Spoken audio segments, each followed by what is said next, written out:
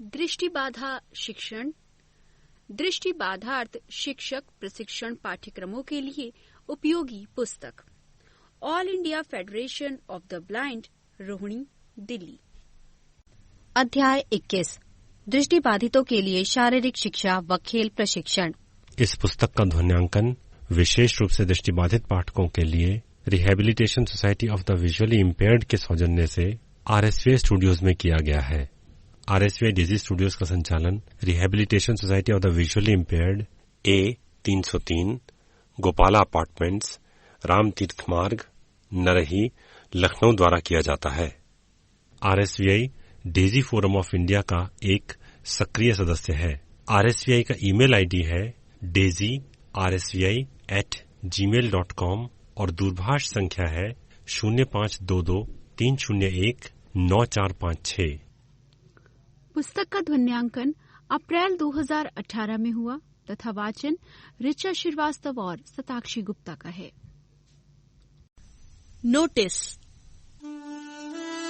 यह पुस्तक RSVI लखनऊ द्वारा मुद्रित सामग्री को पढ़ने में अक्षम व्यक्तियों के लिए डेजी डिजिटल ध्वन्यांकित पुस्तक प्रारूप में तैयार की गई है। ये पुस्तक भारतीय कॉपीराइट अधिनियम 1957 के 2012 में हुए संशोधन के अंतर्गत धारा 52(1)(ZB) के प्राविधानों के तहत विशेष रूप से मुद्रित सामग्री पढ़ने में अक्षम व्यक्तियों को वितरित करने हेतु निर्मित की गई है। केवल मुद्रित सामग्री पढ़ने में अक्षम व्यक्ति ही इस डेजी डिजिटल ध्वन्यांकित पुस्तक का प्रयोग करने के लिए अधिकृत हैं। इस पुस्तक की भविष्य में कोई भी प्रतिकृति मुद्रित सामग्री पढ़ने में सक्षम व्यक्तियों को वितरण करने अथवा व्यावसायिक प्रयोग हेतु पूर्णतः निषिद्ध है तथा ऐसा करना कानूनी कार्यवाही के अंतर्गत आएगा।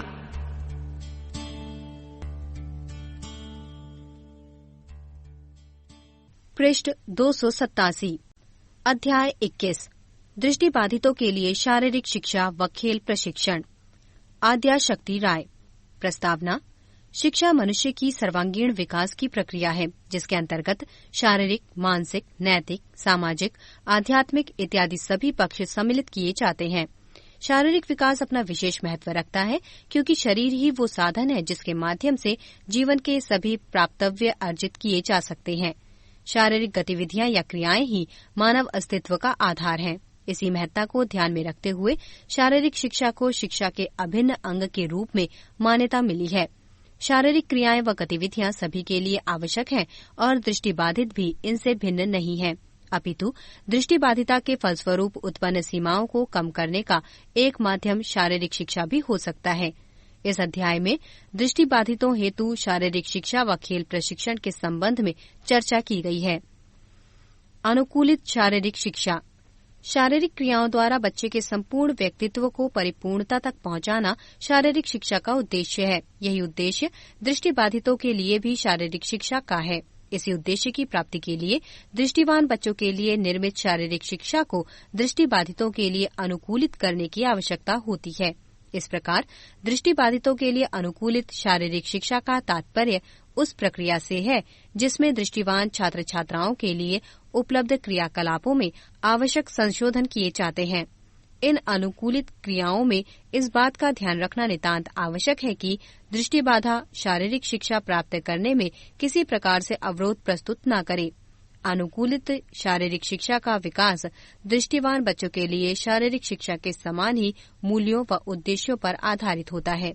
दूसरे शब्दों में अनुकूलित शारीरिक शिक्षा से अभिप्राय है पारंपरिक शारीरिक गतिविधियों या क्रियाकलापों में अनुकूलन अथवा रूपांतरण, जिससे दृष्टिबाधित व्यक्ति उनमें सुरक्षित रूप से सफलतापूर्वक और संतोषजनक रूप से भाग ले सकें। पृष्ठ 288 अक्स्टर, पाइफर एवं ह्यूटिंग 2001, फोइड्रर तथा डोएल में उद्धृत ने अनुकूलित शारीरिक शिक्षा को इस प्रकार परिभाषित किया है। अनुकूलित शारीरिक शिक्षा कला और विज्ञान है जो कि विकलांग व्यक्तियों के लिए सावधानी पूर्वक बनाए गए शारीरिक शिक्षा अनुदेशनात्मक कार्यक्रम को विकसित और क्रियान्वित करती है। ये समग्र आकलन पर आधारित है जो कि व्यक्ति को जीवन पर्यंत मनोरंजन व खेलकूद के अनुभवों के लिए आवश्यक कौशल प्रदान करता है ताकि शारीरिक स्थान और निपुणता विकसित हो सके। Adapted physical education is the art and science of developing and implementing a carefully designed physical education instructional program for an individual with a disability based on a comprehensive assessment to give the individual the skills necessary for a lifetime rich leisure, recreation and sport experience to enhance physical fitness and fitness. सारांशतः अनुकूलित शारीरिक शिक्षा से आशय है सामान्य शारीरिक शिक्षा से इस प्रकार अनुकूलन व रूपांतरण जिससे विशेष आवश्यकता वाले बालकों का शारीरिक विकास सुनिश्चित किया जा सके। इसमें व्यक्ति अपनी उम्र, क्षमता व स्थिति के योग्य शारीरिक शिक्षा के कार्यक्रमों में भागीदारी सुनिश्चित करता है। ये खेल तथा मनोरंजन के क्षेत्र में विशेष आवश्यकता वाले व्यक्तियों को अद्वितीय चुनौतियों का सामना करने का साहस, निर्देशन तथा शिक्षा प्रदान कर सशक्त करता है। अनुकूलित शारीरिक शिक्षा की आवश्यकता एवं महत्व। लोवेनफेल्ड 1950 के अनुसार दृष्टिबाधिता प्रमुखतः 3 प्रकार से प्रभावित करती है: अनुभव के क्षेत्र व विविधता की कमी, चलिष्णुता में कमी तथा वातावरण में स्वयं की स्थिति के नियंत्रण में कमी। इन वस्तुनिष्ठ सीमाओं के अतिरिक्त कई मनोवैज्ञानिक, सामाजिक व व्यक्तिगत कारक भी दृष्टिबाधित बच्चों को प्रभावित करते हैं। पृष्ठ 289। शारीरिक शिक्षा इन कारकों के प्रभाव को कम करने में सहायक हो सकती है। पर्याप्त प्रशिक्षण न मिलने पर वातावरण के साथ इनकी अंतःक्रिया कम होती है, जिसके फलस्वरूप इनके स्वास्थ्य स्तर में कमी हो सकती है। लीबरमैन एवं मैकहग ने अपने शोध में पाया कि पूर्ण रूप से दृष्टि अभाव तथा दृष्टि अक्षमता वाले बच्चे अपने हम उम्र बच्चों की अपेक्षा स्वास्थ्य स्तर में कमी का प्रदर्शन करते हैं। समुचित स्वास्थ्य हेतु इनके लिए शारीरिक शिक्षा आवश्यक है। लेचर 2008 के अनुसार शारीरिक शिक्षा सभी उम्र के लोगों के स्वास्थ्य तथा कल्याण के लिए महत्वपूर्ण है। ये मनोरंजनकारी है, आत्मविश्वास बढ़ाती है तथा स्वास्थ्य को सुधारती है। ये व्यक्ति में खेल विशेष के कौशलों के साथ ही समूह भावना को विकसित करती है। इससे विद्यार्थी जीवन काल के विविध मनोरंजनकारी अनुभव प्राप्त करते हैं। दृष्टिहीनता या दृष्टिबाधिता की श्रेणी वाले विद्यार्थियों को भी शारीरिक क्रियाओं की आवश्यकता है। एक नियमित शारीरिक शिक्षा कार्यक्रम विद्यार्थियों के स्वास्थ्य में सुधार तथा बिना किसी सहायता के क्रिया करने का आत्मविश्वास लाएगा। ये दैनिक जीवन तथा चलिष्णुता के कौशलों हेतु आवश्यक गामक कौशलों को भी विकसित करेगा। दृष्टिबाधितों के लिए शारीरिक शिक्षा की आवश्यकता व महत्व को निम्न बिंदुओं से समझा जा सकता है। नंबर 1, पूर्णतः दृष्टि अभाव या कम दृष्टि के परिणाम स्वरूप इन बच्चों का गामक विकास आरंभिक अवस्था में धीमी गति से होता है। शारीरिक क्रियाएं उन्हें बुनियादी गामक कौशलों को सिखाने में सहायक हो सकती हैं, जो कि जटिल गामक कौशलों के विकास का आधार होगा। नंबर 2, चलिष्णुता में कमी इन्हें शारीरिक क्रियाओं में हिस्सा लेने हेतु प्रेरणा में कमी करती है, जिससे इनका शारीरिक स्वास्थ्य सुदृढ़ नहीं हो पाता है। उचित शारीरिक शिक्षा चलिष्णुता कौशल विकसित करने में सहायक होगी। नंबर 3, जीवन के प्रारंभ से ही माता पिता का अति संरक्षित व्यवहार इन्हें शारीरिक क्रियाओं में हिस्सा लेने से रोकता है। शारीरिक शिक्षा अति संरक्षण से होने वाले प्रतिकूल प्रभावों को सीमित करने या दूर करने में सहायक होगी। नंबर 4, सामाजिक अंतःक्रिया में कमी तथा सहपाठियों से अलगाव के कारण दृष्टिबाधित बालक प्रायः खेल कूद से वंचित रह जाते हैं।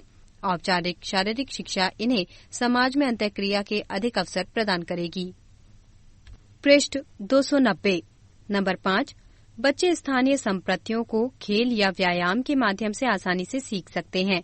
नंबर 6, दृष्टिबाधित बच्चा शारीरिक प्रशिक्षण के माध्यम से अन्य इंद्रियों, श्रवण, स्पर्श आदि का प्रयोग सम्यक रूप से सीख सकता है। दूसरे शब्दों में बहुइंद्रिय प्रशिक्षण में शारीरिक शिक्षा सहायक हो सकती है। नंबर 7, शारीरिक शिक्षा के माध्यम से दृष्टिबाधिता से उत्पन्न आत्मविश्वास की कमी को दूर किया जा सकता है। नंबर 8, शारीरिक शिक्षा से दृष्टिबाधितों में अवलोकन शक्ति, श्रवण कौशल, स्मृति, ध्यान तथा निर्णय लेने की क्षमता का विकास हो सकता है। नंबर 9, जन्मजात दृष्टिबाधित प्रायः कुछ ऐसे रूढ़िवादी, उद्देश्यहीन व्यवहारों का प्रदर्शन करते हैं जो कि सामाजिक रूप से अपेक्षित नहीं होते हैं, जिसे मैनरिज्म या ब्लाइंडिज्म के नाम से जाना जाता है, जैसे सिर घुमाना, अनावश्यक ताली बजाना, आंख मलना इत्यादि। शारीरिक गतिविधियों के लिए अवसर तथा नियमित रूप से शारीरिक क्रियाओं में सहभागिता इस प्रकार के व्यवहारों को कम करने में सहायक हो सकती है। नंबर 10, शारीरिक शिक्षा से जमा पाठ्यक्रम जैसे दैनिक जीवन के कौशल, ब्रेल व पठन लेखन इत्यादि सीखने में सहायता मिल सकती है।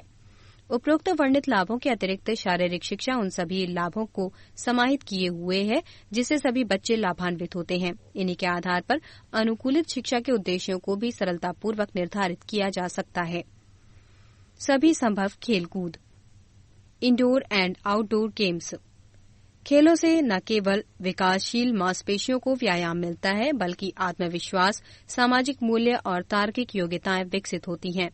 दृष्टिबाधित बच्चों की स्थूल व सूक्ष्म क्रियात्मक योग्यताओं को आरंभिक वर्षों से ही विकसित करके उन्हें खेलों में भाग लेने के लिए प्रोत्साहित किया जा सकता है। दृष्टिबाधितों को शारीरिक क्रियाओं में भाग लेने के लिए या उन्हें उत्साहित करने के लिए विकल्पों की कोई कमी नहीं है। दृष्टिबाधित व्यक्तियों को अनगिनत मौजूद खेलों में कुछ में बिना किसी अनुकूलन के तथा कुछ में थोड़े अनुकूलन के साथ आसानी से सम्मिलित किया जा सकता है। पृष्ठ 291। मुखोपाध्याय व अन्य 1987 ने समस्त शारीरिक क्रियाओं को अनुकूलन की आवश्यकता के आधार पर 3 भागों में विभक्त किया है, जो कि इस प्रकार है: कोई अनुकूलन नहीं, मामूली अनुकूलन व बड़े स्तर पर अनुकूलन। बहुत सारी ऐसी शारीरिक क्रियाएं एवं खेल हैं जिनमें किसी प्रकार के अनुकूलन की आवश्यकता नहीं होती है, न ही किसी प्रकार के विशेष उपकरण आवश्यक होते हैं। समुचित अनुदेशन की सहायता से वे इन क्रियाओं या खेलों में आसानी से भाग ले सकते हैं, जैसे कुछ हद तक नृत्य, टम्बलिंग, मार्चिंग इत्यादि। मामूली अनुकूलन में वे खेल या क्रियाएं आती हैं जिनमें सम्मिलित होने की परिस्थितियों में कुछ परिवर्तन करने पड़ते हैं, परंतु खेल के नियमों में परिवर्तन या संशोधन की आवश्यकता नहीं पड़ती। ये परिवर्तन क्षेत्र विशेष की जानकारी के लिए किए जाते हैं, जैसे निर्देश हेतु रस्सी का प्रयोग, लक्ष्य बताने के लिए घंटी का प्रयोग, सहायक की सुविधा आदि, जैसे गेंद फेंकना, दौड़, कबड्डी आदि। बड़े स्तर के अनुकूलन में वे क्रियाएं व खेल आते हैं जिनमें खेल के परंपरागत नियमों में वास्तविक परिवर्तन किए जाते हैं। इसमें किसी विशेष स्थिति में भागीदारी से रोकने से लेकर खेल के नियम में परिवर्तन तक के अनुकूलन आते हैं। सामान्यतः इनमें मैदान में खेले जाने वाले खेल जैसे बास्केटबॉल, फुटबॉल, क्रिकेट इत्यादि आते हैं। दृष्टिबाधिता की श्रेणियां।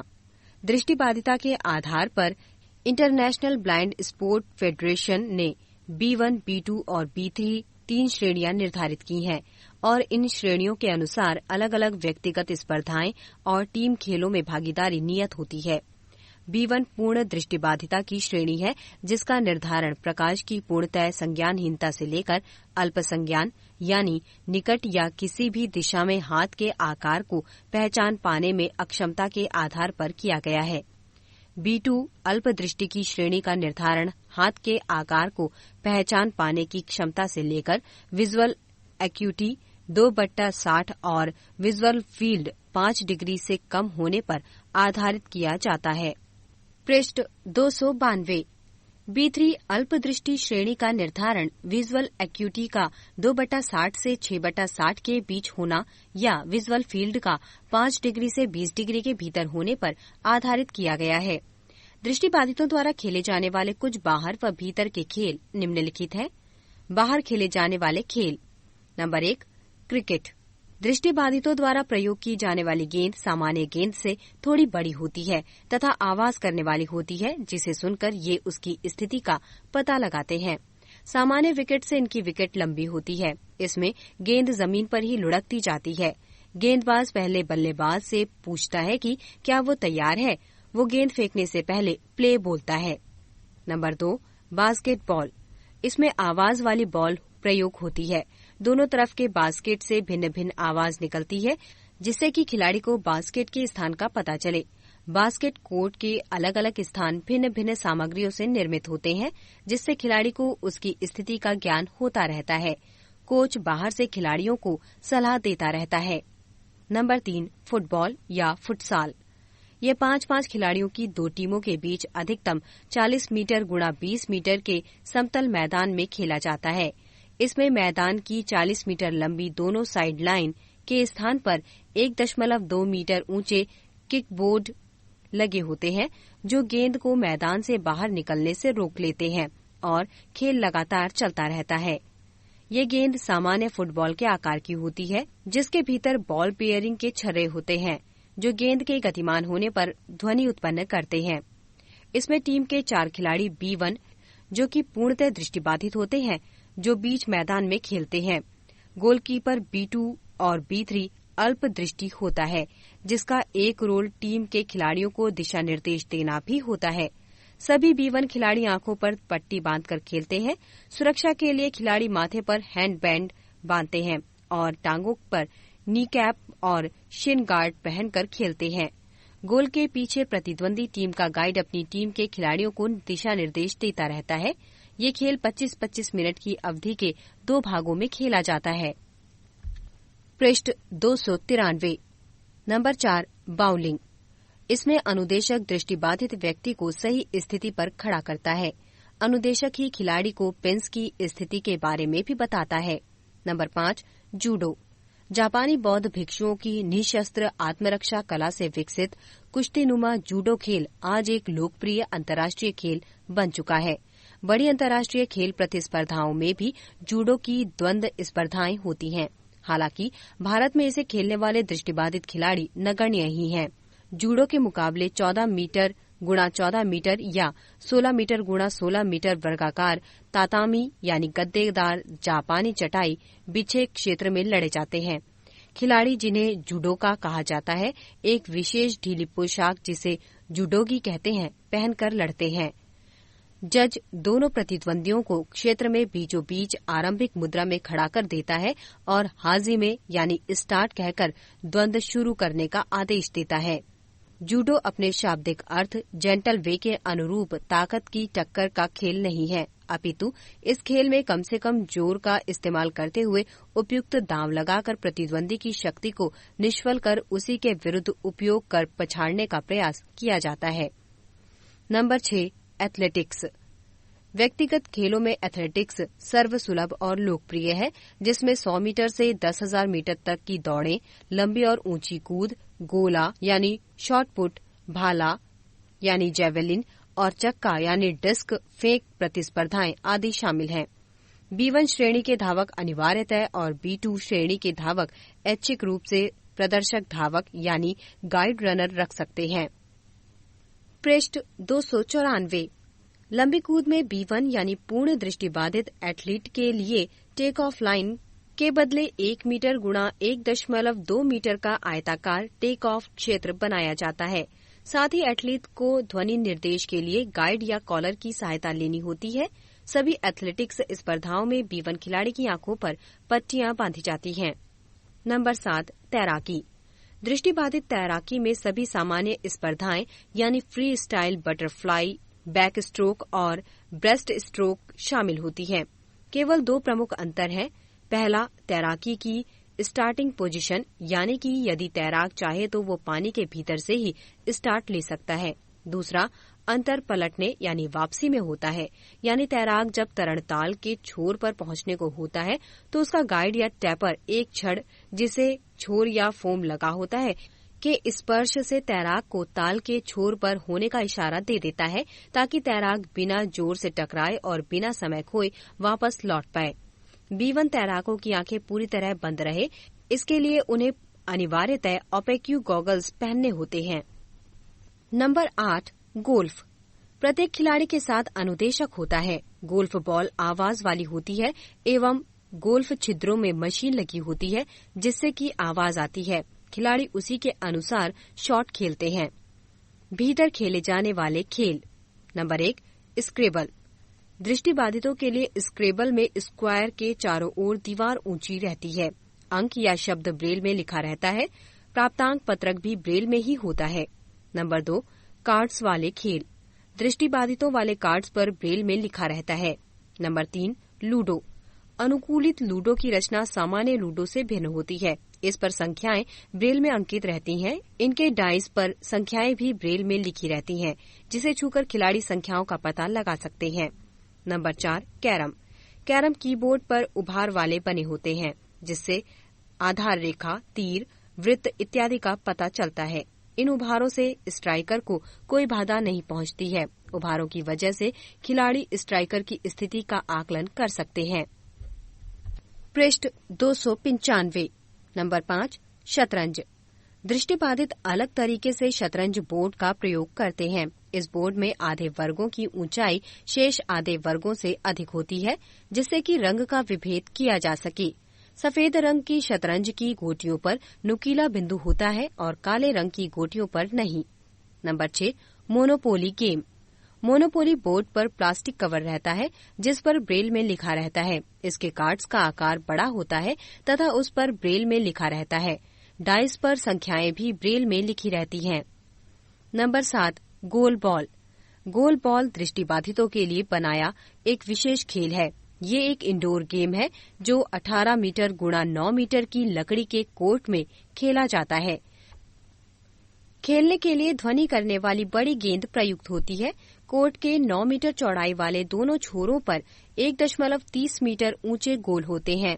दोनों टीमों में 3-3 खिलाड़ी होते हैं जो प्रतिद्वंदी टीम के गोल की ओर तेजी से गेंद फेंक कर गोल करने का प्रयास करते हैं। रक्षक टीम लपककर या लेटकर गेंद रोकने का प्रयास करती है। हालांकि ये खेल बाहर अनेक देशों में लोकप्रिय है और पैरालंपिक और इप्सा यानी IBSA खेलों के प्रमुख खेलों में है, परंतु सुविधाओं के अभाव में भारत में खेला नहीं जाता है। Number 8, computer games. Braille keyboards तथा बोलने वाले सॉफ्टवेयर की सहायता से कंप्यूटर पर गेम्स खेले जा सकते हैं। शारीरिक शिक्षा क्रियाओं के अनुकूलन के लिए सामान्य निर्देश। दृष्टिबाधित बच्चों को शारीरिक शिक्षा क्रियाओं में सम्मिलित करने के लिए उन्हें प्रोत्साहित करना पूरे शारीरिक शिक्षा कार्यक्रम का महत्वपूर्ण अंग है। इसके लिए आवश्यक है कि खेल से संबंधित सभी क्रियाकलापों में कुछ परिवर्तन व संशोधन करके उन्हें दृष्टिबाधित बच्चों के अनुरूप बनाया जाए। क्रियाकलापों के अनुकूलन के लिए कुछ सामान्य मार्गदर्शी निर्देश इस प्रकार हैं। नंबर 1, वर्णनात्मक मौखिक अनुदेशनों का प्रयोग करें। नंबर 2, बच्चों को दिशा निर्देश दें परंतु अति सुरक्षा की भावना से बचें। पृष्ठ 296। नंबर 3, सभी योजनाओं में दृष्टिबाधित बच्चों को शामिल करें। नंबर 4, जहां तक संभव हो बच्चों को स्वतंत्रता पूर्वक काम करने के लिए उत्साहित करें। नंबर 5, अनुकूलन बच्चे की आवश्यकता के अनुसार करें। नंबर 6, बच्चे का ध्यान आकृष्ट करने के लिए प्रत्येक बार बच्चे को उसके नाम से संबोधित करें। नंबर 7, बच्चों को उत्साहित करें कि वे अन्य बच्चों की विभिन्न क्रियाकलापों में सहायता करें। नंबर 8, अल्प दृष्टि वाले बच्चों के लिए चटकीले रंग की वस्तुओं का प्रयोग करें। नंबर 9, शारीरिक गतिविधियों के प्रदर्शन के लिए बच्चे की शारीरिक रूप से मदद करें। नंबर 10, शुरुआत सरल व आसान क्रिया से करें और धीरे धीरे उसे जटिलता की ओर ले जाएं। नंबर 11, खेलने के लिए सुरक्षित क्षेत्र का चयन करें। किसी भी आशंका या डर से बच्चों को परिचित कराएं। नंबर 12, संपूर्ण वातावरण व क्षेत्र को उसकी आवश्यकता के अनुरूप अनुकूलित करें। जैसे सीमा रेखाओं को परिवर्तित करके खेलने के क्षेत्र का आकार कम किया जा सकता है। नंबर 13, खेल के दौरान सुनाई देने वाले स्पष्ट संकेत दें जिससे कि बच्चे को स्पष्ट हो सके कि उसे क्या करना है। नंबर 14, किसी भी संभावित दुर्घटना की रोकथाम के लिए निरंतर सचेत रहें। तनाव का सामना। जब परिस्थिति की मांग व्यक्ति के पास उपलब्ध संसाधनों से अधिक हो जाती है तब व्यक्ति को तनाव का सामना करना पड़ता है। तनाव हर किसी को होता है क्योंकि ये बदलाव के प्रति होने वाली एक भावनात्मक और शारीरिक प्रतिक्रिया है। दृष्टिबाधा एक सामाजिक संप्रत्यय है। तनाव की स्थिति दृष्टिबाधिता के प्रति व्यक्ति या परिवार की प्रतिक्रिया, समाज की दृष्टिबाधित के प्रति अभिवृत्ति एवं दृष्टिबाधा की चुनौती का सामना करने हेतु उपलब्ध संसाधनों पर निर्भर करेगी। दृष्टिबाधित व्यक्ति को वस्तुनिष्ठ कारक यानी दृष्टि अभाव के कारण उत्पन्न सीमाएं एवं व्यक्तिनिष्ठ कारक यानी व्यक्ति की स्व संप्रत्यय व स्व मूल्यांकन के फलस्वरूप उसकी मनोवैज्ञानिक स्थिति जैसे व्यक्तिगत भय, हताशा, निराशा तथा अन्य नकारात्मक अभिवृत्तियां प्रभावित करते हैं। पृष्ठ 297। अतः इनमें तनाव की संभावना दृष्टिवान व्यक्तियों से अधिक हो जाती है। वशिष्ठ व अन्य 2006 के अनुसार लंबे समय तक वंचित दृष्टिबाधितों का सकारात्मक स्वमूल्यांकन, व्यक्तित्व का एकीकरण तथा समग्र मानसिक स्वास्थ्य निम्न स्तर का होता है। प्रत्येक व्यक्ति में तनाव का सामना करने की क्षमता व तरीके भिन्न भिन्न हो सकते हैं। तनाव को कम करने से संबद्ध व्यवहार को समायोजी व्यवहार कहा जाता है। मनोवैज्ञानिकों ने मुख्यतः तनाव दूर करने के उपायों को 2 भागों में विभक्त किया है। नंबर 1 समस्या केंद्रित समायोजी उपाय, नंबर 2 संवेग केंद्रित समायोजी उपाय। समस्या केंद्रित समायोजी उपाय में व्यक्ति तनावपूर्ण परिस्थिति का मूल्यांकन करता है तथा उसके समाधान के लिए प्रत्यक्ष प्रयास करता है। संवेग केंद्रित समायोजी उपाय में व्यक्ति समस्या से उत्पन्न सांवेगिक प्रभावों को कम करने का प्रयास करता है। समायोजी उपायों की प्रभाविता परिस्थिति की प्रकृति पर निर्भर करेगी। तनाव का सामना करने के कौशलों में व्यक्तिगत भिन्नता हो सकती है, फिर भी तनाव का सामना करने के कुछ तरीके निम्न हैं। नंबर 1 जीवन के प्रति सकारात्मक रुख रखें। नंबर 2 अपनी क्षमता को पहचानें, अर्थात अपनी योग्यताओं क्षमताओं से परिचित हों। सकारात्मक पक्ष के साथ ही सीमाओं को भी स्वीकार करें। नंबर 3 सरकार द्वारा प्रदत्त सेवाओं एवं सुविधाओं के प्रति जागरूक रहें, परंतु जब कुछ निःशुल्क हो उसकी उपेक्षा न करें। नंबर 4 कुछ ऐसा करें जो आपको तनाव मुक्त करे, जैसे धीरे धीरे और गहरी सांस लेना, व्यायाम, योग, ध्यान, संगीत सुनना इत्यादि। नंबर 5 कुछ अभिरुचियां विकसित करें या कुछ ऐसा करें जिससे आपको आनंद आता हो। नंबर 6 स्वास्थ्यकर भोजन खाएं, जिसमें फल, सब्जियां, प्रोटीन और रस्सेदार अनाज शामिल हों। नंबर 7 अपने परिवार और मित्रों से अपनी समस्याओं या मनःस्थिति के बारे में बातचीत करें। नंबर 8 यदि आवश्यकता प्रतीत होती हो तो किसी विशेषज्ञ से मदद लें। तनाव का सामना करने या समस्याओं से निकलने में काउंसलर आपकी मदद कर सकता है। नंबर 9 कल्पना और स्वप्नों के संसार की अपेक्षा यथार्थ और वास्तविकता के निकट रहें। नंबर 10 आत्मविश्वासी रहें। पृष्ठ 298 तनाव का सामना करने में अभिभावकों और अध्यापकों की भूमिका। नंबर 1 बच्चे में सकारात्मकता विकसित करें, वह स्वयं भी सकारात्मक रहें। नंबर 2 बच्चों को अपने तनाव के कारणों को बड़ों या मित्रों से चर्चा करने हेतु प्रेरित करें। नंबर 3 बच्चों को स्वास्थ्यकारी भोजन व पर्याप्त नींद का महत्व समझाएं। नंबर 4 नियमित व्यायाम हेतु उत्साहित करें। नंबर 5 बच्चे को उचित सामाजिक कौशलों को सिखाएं। नंबर 6 शारीरिक गतिविधियों के लिए पहल करने का अवसर प्रदान करें। नंबर 7 बच्चे की योग्यता व सीमाओं दोनों को स्वीकार करें। नंबर 8 बच्चों की अभिरुचि को पहचानने व उसकी रुचि के कार्य में उसकी मदद करें। नंबर 9 बच्चों को आत्मनिर्भर बनाने के लिए प्रेरित करें। सारांशतः इस अध्याय में हमने दृष्टिबाधित बच्चों के लिए शारीरिक शिक्षा के विभिन्न पक्षों पर विचार किया है। हमारा प्रयास रहा है अनुकूलित शारीरिक शिक्षा के अर्थ व महत्व पर प्रकाश डालना, दृष्टिबाधित बच्चों के लिए उपलब्ध खेलकूद संबंधी विभिन्न क्रियाओं की चर्चा करना और बच्चों को दृष्टि बाधाजन्य व अन्य प्रकार के तनावों से मुक्त रहने के मार्गदर्शी उपायों पर विचार करना। उक्त सभी बातों के आधार पर दृष्टिबाधित बच्चों के लिए भी शारीरिक शिक्षा उतनी ही महत्वपूर्ण और सार्थक हो सकेगी जितनी उनके दृष्टिवान साथियों के लिए। पृष्ठ 299 संदर्भ सूची। Number 1 Federer, R. N. Doyle, J. and D. Adapted Physical Education, retrieved May 25, 2011 from http://www/region.org/apemain.html. Number 2 Lacher, K. 2008 Adapted Physical Education for the Blind and Visually Impaired, retrieved June 1, 2011 from http://docs.com/docs/72343917/Adapted Physical Education for the Blind and Visually Impaired. Number 3 Lieberman, L.J. and McHugh, B.E. 2001 Health-Related Fitness of Children with Visual Impairment and Blindness, Journal of Visual Impairment and Blindness, 95-5, 272-286. Number 4 Mukhopadhyay, S. Jangira, N.K. Mani, M.N.G. Rachaudhary, M. 1987, Source Book for Training Teachers of Visually Impaired, NCERT, New Delhi. Number 5. Vashishta, K.C. Chaturvedi, S. and Bharadwaj, S. 2006. Effect of prolonged deprivation on the mental health of visually challenged children in Bhargav, M. and Rana, R. eds. Prospectus of Mental Health, H.P. Bhargav Book House, Agra.